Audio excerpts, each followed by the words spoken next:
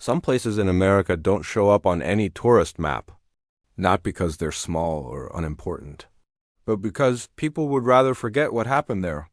112 Holland Road was one of those places. I'm Daniel Carter. For almost 15 years, I was an investigative journalist. I wrote about murder cases, cults, disappearances, things most people only ever see in their nightmares. And through it all, I lived by one simple rule. Every horror has a human explanation. I was wrong. It all started with a letter. No stamp. No return address. No name. Just a single sentence, typed on an old yellowed piece of paper. The house is still hungry. At first, I just laughed it off. It had to be a prank. I got strange letters all the time in my line of work. But then, I turned it over, and there was an address. 112 Holland Road, Blackwood, New York. My stomach dropped. I knew that house. Everyone in my field did. Back in 1974, a family, the DeFeos, moved in. Just 28 days later, they fled in the middle of the night, screaming, leaving everything behind. Food was still on the dinner table. The beds were unmade. The front door was left wide open. The father later claimed something was watching them from inside the walls. The official police report labeled it mass hysteria. But the family that lived there before them? They were all found dead in their beds. Shot, execution style. And their youngest son, the one who confessed to the murders, said only one thing during his entire trial. The house told me too. I stared at that letter for a long, long time. At the very bottom, in smaller letters, there was one more sentence. It's happening again. Blackwood was the kind of town that looked perfect in photographs.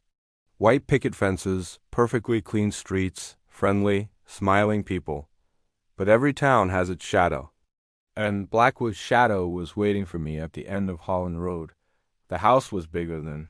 I remembered from the old case files. 3 stories high. Dark, empty windows. The paint still looked fresh, even after all these years.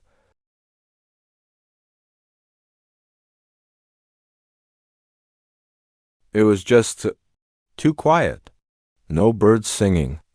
No wind rustling the leaves. The house looked empty, sure, but it didn't feel abandoned.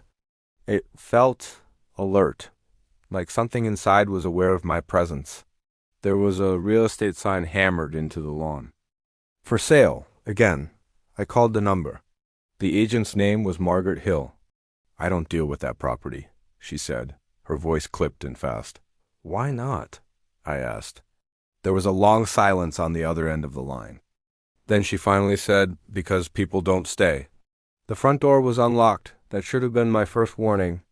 Inside, the air was stale and old, but not like dust or mold. It was like something that had been sealed shut for a very, very long time and never allowed to breathe. The house was clean. Too clean. But I felt it immediately. That prickling on the back of your neck when you know someone is standing right behind you. I spun around, nothing, and then I heard it. From upstairs, a slow, dragging sound, like something heavy being pulled across the floorboards. I told myself it was just an animal, a squirrel, maybe. I told myself a lot of lies in that house.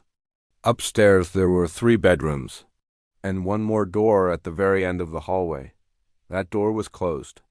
All the others were wide open, revealing empty rooms, but that last one, I don't know how I knew. I just knew something was deeply wrong with it. My hand was shaking as I reached for the doorknob.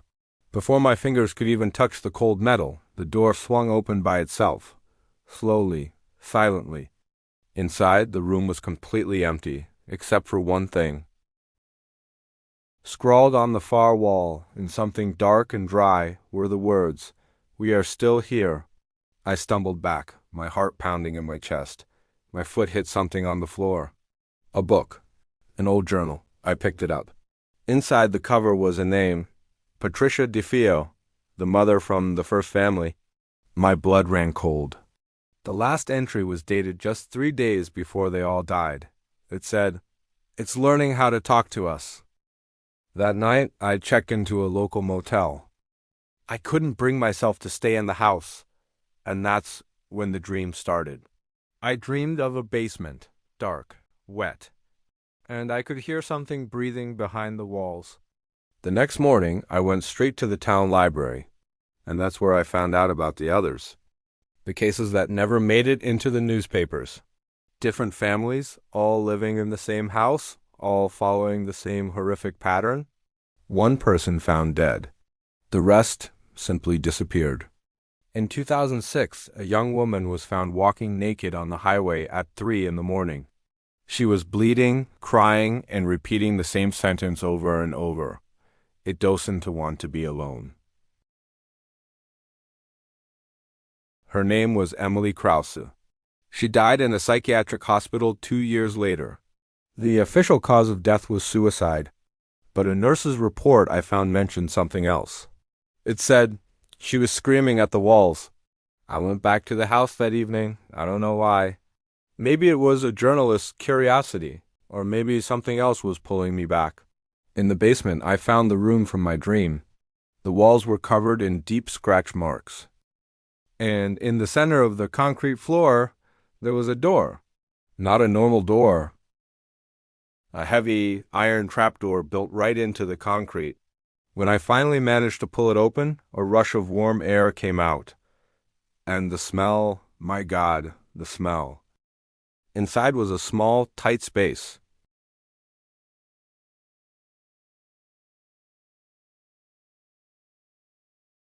No windows, no lights, and the walls, they were covered in names. Hundreds of names. Some were scratched into the stone.